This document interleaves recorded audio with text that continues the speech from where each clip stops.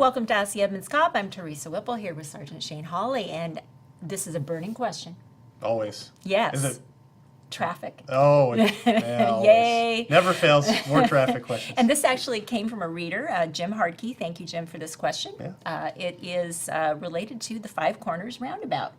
And he wanted to know if there are the same number of collisions at Five Corners in that area since the roundabout was installed. For those who may have moved recently to the area, used to be it was a five-way stop, right? Yes, correct. It's And still a five-way intersection. Now it's a five-way intersection, but Yep. there's not five stop signs, which was confusing in its own way. So let's talk about what that looks like now. Okay. So a lot of research went into the decision to seek grant money and construct the roundabout as far as it goes. As you And a mentioned. lot of money. And a lot of money, yep. So it obviously it was a very unique intersection before. It's huge. I mean, it was a big expanse. Yeah. And also unusual to have 5 individual stop signs in an intersection. Oh, You just yeah. don't see that very often. So, we'd see it all the time. You'd be there and you'd feel like you're waiting forever because people are trying to figure out, no, okay, who got here first? Right. There's an additional lane. What's going on?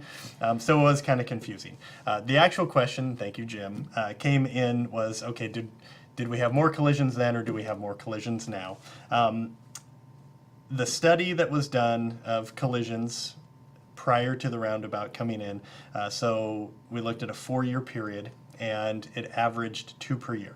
So Okay. there were eight collisions in a 4-year period at that intersection. Okay.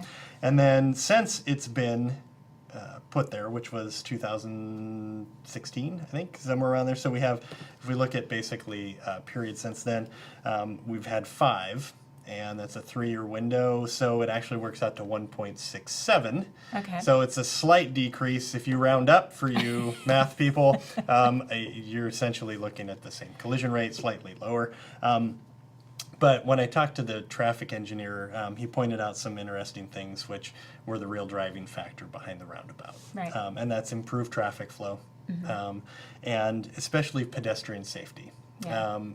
And if you remember how large the intersection was before, it's just this big expanse. Yeah. If you were a pedestrian crossing, you had essentially in some spots 60 feet of road that you would have to cross to get from one side to the other. Yeah. With a 5-way intersection and everybody trying to figure out who's going. The new roundabout, the way it's constructed, you have 14 feet and you only really have one way you need to look because traffic only goes the one way. Right. So that was one of the driving factors behind Right. it. Okay. And as I recall from learning about it when they were first talking about it, another thing they talked about was just the emissions reduction of not having people sitting there waiting for their turn. Yeah, And correct. especially when traffic gets backed up, like during whatever Edmonds version of rush hour is. Yeah, that's right. You Yep. have several cars waiting their turn at these 5 different places, and so that I know that was also part of Yep. what they got a grant for to actually build the thing. So Correct. okay, all right. So basically about the same, maybe a little reduction. Slight reduction, Right. and I get it. It's a small sampling, Right. period as far as that goes. Only a few years, so Right. the statisticians are probably out Yeah. there screaming, Yeah. "That's not a valid sample." But that is But what it's all we got, folks. That's all we got. That is what the data is. Okay. So All right. Well, good. Thanks for looking into that. And No problem. Jim, I hope that answers your question. And we'll be back soon with another episode of Ask the Edmonds Cop.